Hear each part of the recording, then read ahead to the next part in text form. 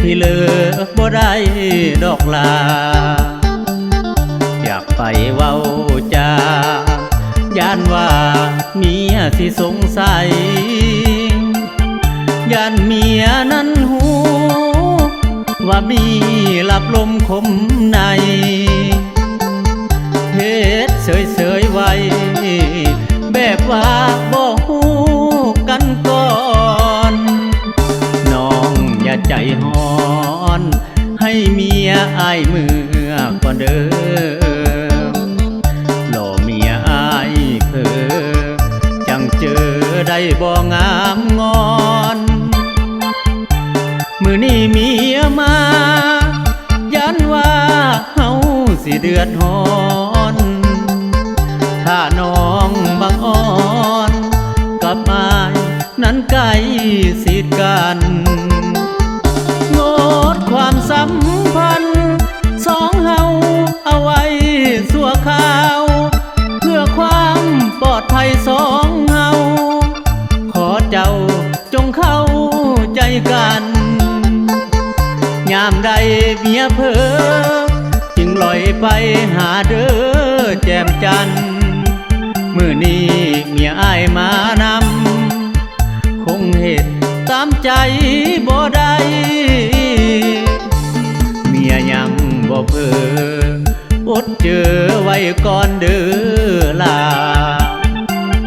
อดใจรอท่า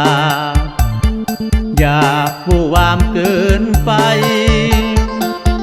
ให้เมียอายเมื่อสองเฮาจึงเคลียร์กันใหม่มื้อนี้บ่ได้อันตรายเมียอายมานำ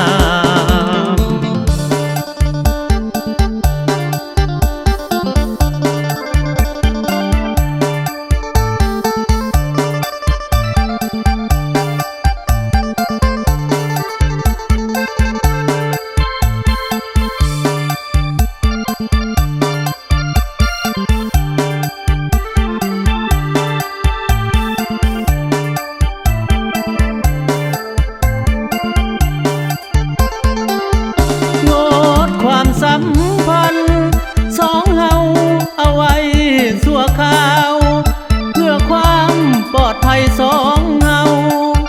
ขอเจ้าจงเข้าใจกัน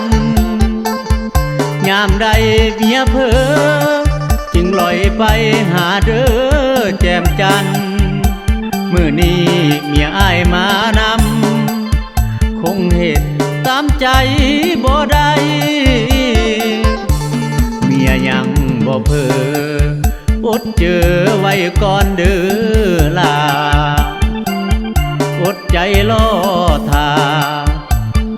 อย่าผู้วามเกินไปให้เมียอายเมื่อสองเฮาจึงเคลียร์กันใหม่มื้อนี้บ่ได้อันตรายเมียอายมา